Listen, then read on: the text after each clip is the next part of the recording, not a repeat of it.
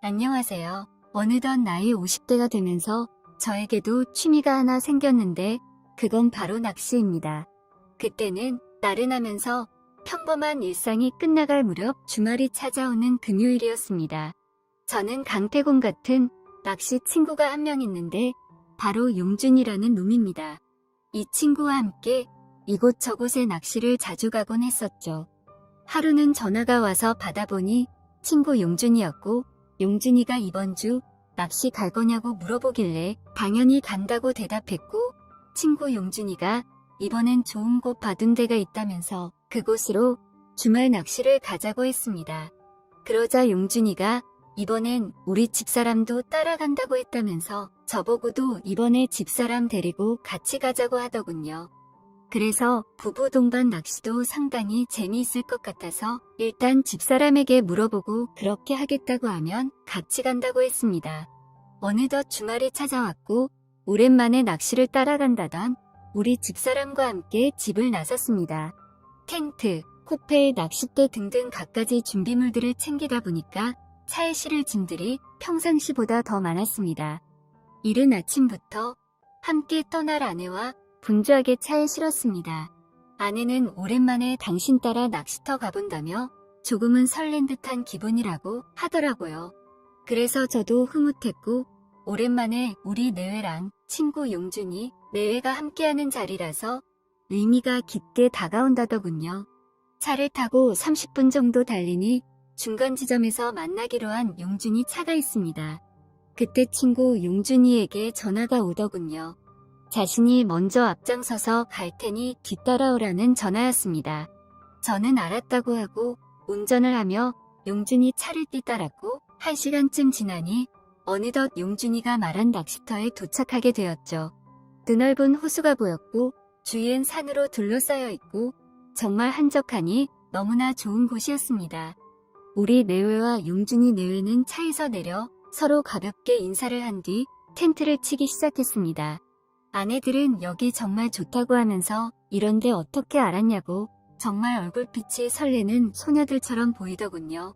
그렇게 텐트를 다 쳤고 용준이와 전 바쁘게 입질이 잘 올 것 같은 곳으로 가서 낚싯대를 설치했습니다. 용준이가 하는 말이 여기서 손맛을 많이 봤다고 하며 저번에 내가 여기서 얼척 잉어 한 마리 잡았다면서 오늘도 왠지 그럴 것 같다며 흥분된 느낌을 감추지 못하더군요. 아내들은 식사 준비에 여념이 없었습니다. 가지고 온 버너에 불을 켜고 코펠에 밥과 찌개를 끓이기 시작했습니다. 보글보글 찌개 끓이는 소리가 들리기 시작했고 그때 용준이가 메기 한 마리를 금세 잡았다면서 이거라도 빨리 손질해서 찌개에 넣자고 하더군요. 그러자 아내들이 더욱더 분주하게 움직였고 찌개에서 갑자기 메기 매운탕으로 메뉴가 급히 변경되었죠. 그리고 우리는 맛있게 식사를 했습니다. 여기까지 모처럼 아내들과 왔는데 술이 빠지면 섭섭하죠. 아내들과 소주를 나눠 마시며 이런저런 옛날 얘기들을 꺼내기 시작했습니다. 우리가 함께 살아온 평범하지만 재밌었던 그때의 이야기들 말이죠. 나이를 1살, 2살 먹으면서 예전 이야기들을 추억하니 술맛이 더욱더 달더군요. 그리고 모처럼 이렇게 다 함께 모이니 저 역시도 기분이 좋았답니다. 그러다 보니 우리들은 건배하며 술을 물 마시듯 기분 좋게 들이켰고 아내들은 홀짝홀짝 매운탕과 함께 소주를 잘도 마시더군요. 그러면서 더욱더 분위기는 고조되기 시작했고 흥에 겨운 술자리가 깊어지기 시작했습니다. 그렇게 즐거운 시간을 보내던 도중 뭔가 걸려든 것 같아 우린 서로 놀라 낚싯대를 들어 올렸는데 역시나 큰 얼척잉어였습니다.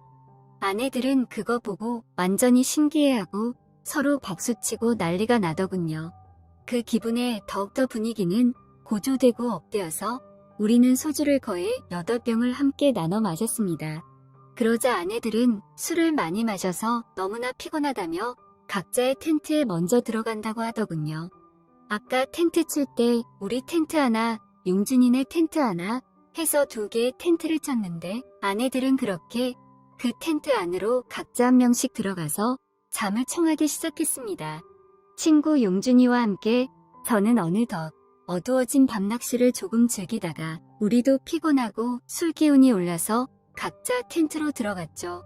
잠시 1시간 정도만 눈만 붙이러 들어갔고 잠이 들었습니다. 그런데 슬슬 소변이 마렵더군요. 그래서 텐트 밖으로 나와 소변을 보고 있는데 그때 친구 용준이도 텐트 밖으로 나왔습니다. 그러면서는 이렇게 좋은 곳에 왔는데 아쉽다면서 술 한잔 더 하자고 하더군요. 뭐 좋다고 하면서 늦은 낚시터에서 운치 있게 친구랑 술 한잔 더 했습니다. 그랬더니 어느덧 우린 정말 해롱해롱 필름이 끊길 정도로 취해버렸고 이제는 더 마시지도 못할 지경에 이르러 서로 텐트에 들어가 잠을 청하게 되었죠. 텐트 속에서 아내는 정말 잠을 잘 자고 있었는데 제가 들락날락하는 게 좀 느껴졌는지 왜 안 자고 자꾸 들락날락하냐고 하는데 술에 취한 상태에 내 아내의 목소리를 들어봐도 이건 분명 우리 아내 목소리가 아니었습니다. 이 목소리의 정체는 친구 용준이 와이프 목소리였죠.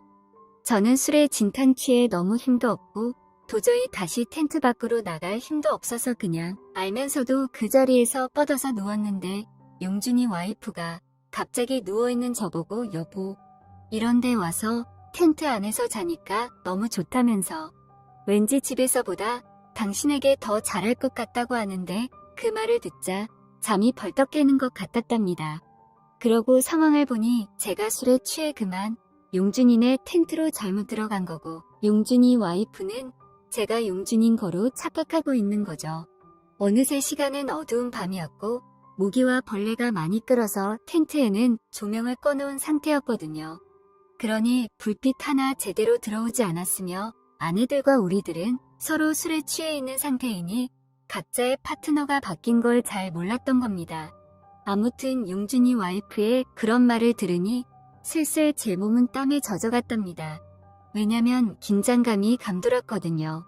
이쯤에서 갑자기 용준이 와이프 보고 저 용준이가 아니라고 말하기도 뭐하고 그래서 그냥 가만히 있었는데 그때 용준이 와이프가 갑자기 누워있는 저에게 갑자기 본인의 화끈한 기술들을 선보였습니다. 그러다가 새벽 아침이 밝아오기 시작했고 저는 새벽 내내 용준이 와이프 때문에 잠도 한숨 못 잤습니다. 보통 여자가 아니더군요. 제가 이렇게 여기서 이러고 있을 동안 또 우리 와이프와 용준이 생각이 나더라고요.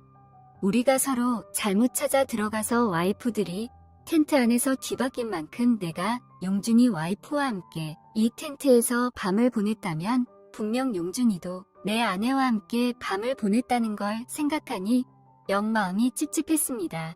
하지만 분명 용준이는 술에 진탕 취했었고 잘못 들어갔어도 뻗어서 잠만 잤으리라 여겼고 아내 역시도 술이 약한 편이라 텐트 안에서 내내 실컷 잠만 잤으리라 생각했습니다. 저는 용준이 와이프가 잠을 자는 걸 틈타 몰래 텐트 안에서 나왔고 용준이도 그때 마침 눈을 비비며 아무것도 잘못된 게 없었다는 듯이 우리 부부의 텐트 안에서 먼저 나오더군요. 용준이 아랫도리를 보니 안심이 됐습니다. 아무 일도 없던 것 같았죠. 그리곤 그 뒤 아내들이 깨어서 일어났고 아침 공기를 쐬며 산책도 잠시 하고 아침도 맛있게 해서 먹고 이제 슬슬 집으로 돌아갈 준비를 했답니다. 우리 부부는 차를 타기 전 먼저 용준이 내외랑 인사를 했고 용준이 와이프는 나랑 어제 일이 아무것도 생각이 안 난다는 듯이 그냥 편하게 인사하고 헤어졌답니다. 그런 뒤 저는 와이프랑 집으로 돌아가기 위해 차에 올랐는데 아내가 그때 말을 하더군요. 여보, 어제는 정말 당신 같지 않더라. 그래서 제가 그게 무슨 말이냐고 하니까 당신이 그렇게 대단한지 어제 처음 알았다면서 그러기에 집에서도 진작에 그렇게 좀 하라고 하는데 이게 당최 무슨 말인지 그러면서 너무나 좋았다고 하면서 당신의 진면목을 보려면 집에서 함께 부부 생활을 하는 게 아닌 이렇게 종종 당신 따라 낚시터도 오고 텐트 안에서 자면서 당신에 대해 더 알아가야겠다고 말하더군요.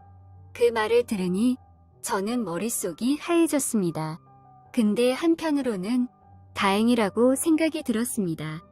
왜냐하면 용준이 아내도 그런 말을 용준이에게 할 수도 있는데 적어도 서로에게 오해는 안 할 수도 있겠다는 생각이 들었으니까요. 아무튼 이게 참 기분이 찝찝하면서도 묘한 경험을 하고 나니 어안이 벙벙합니다.